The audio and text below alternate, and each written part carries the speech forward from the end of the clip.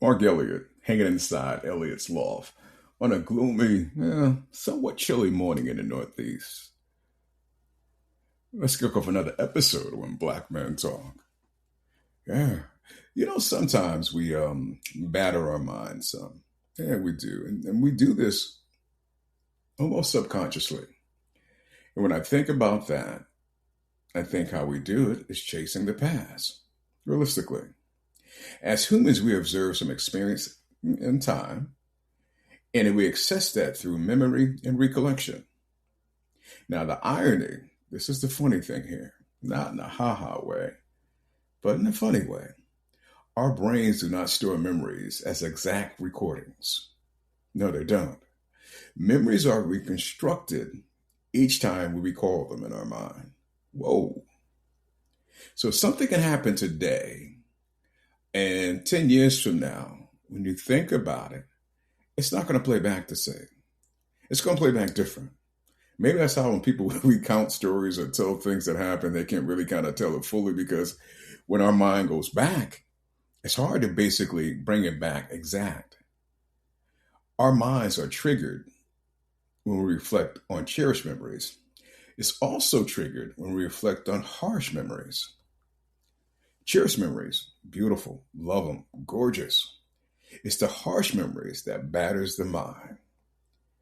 And when we revisit those, therefore, we're bringing on the chase. Subconsciously, we chase due out of repetitive compulsion.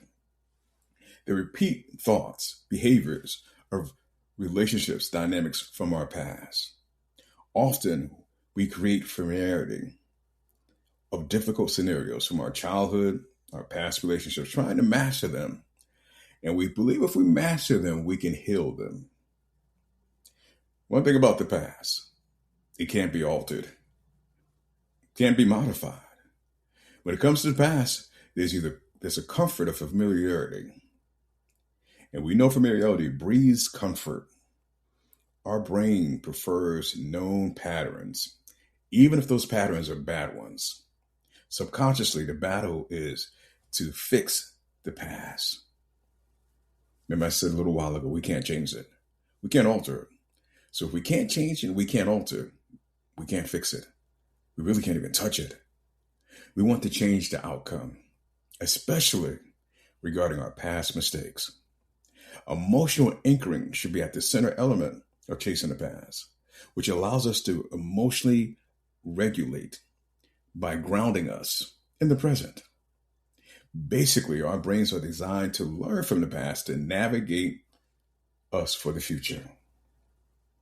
This makes chasing the past and thinking that we could change it toxic. The past breaks down either nostalgia or regret. I'm not saying there's not other elements at play, but those are sometimes the two major ones. The nostalgia is where we have experienced something we're trying to reconnect with, a certain vibe. Using nostalgia carry optimism, increase positive effect.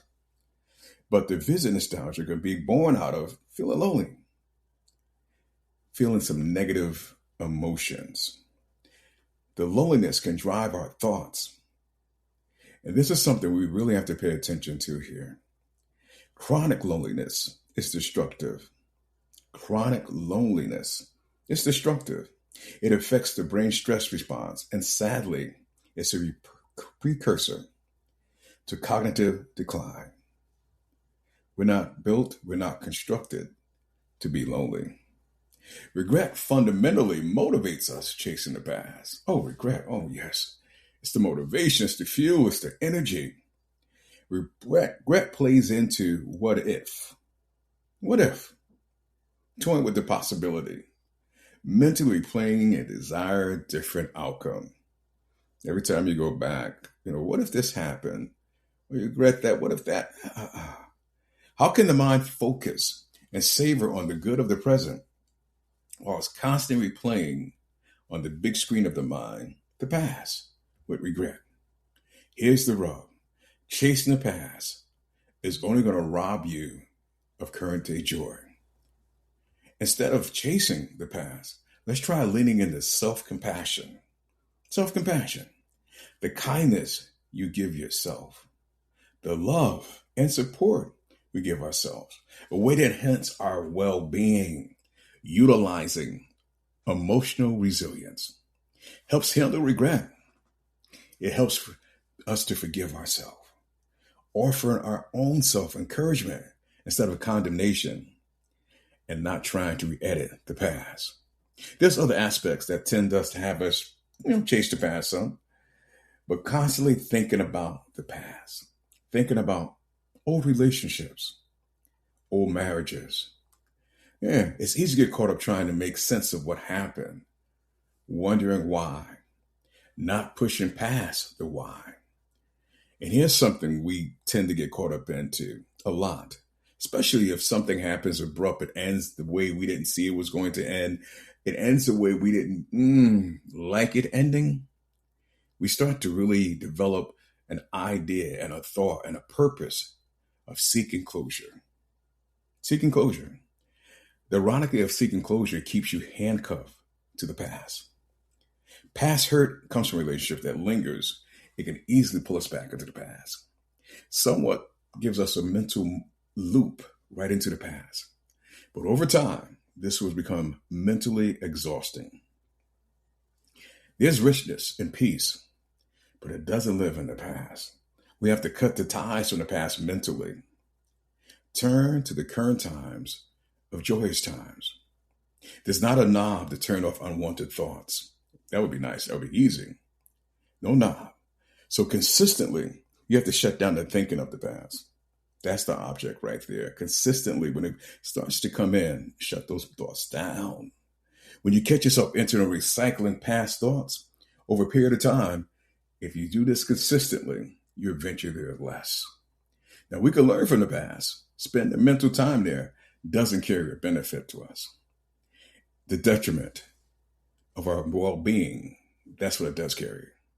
So the choice is kind of simple, and I think it's relatively easy.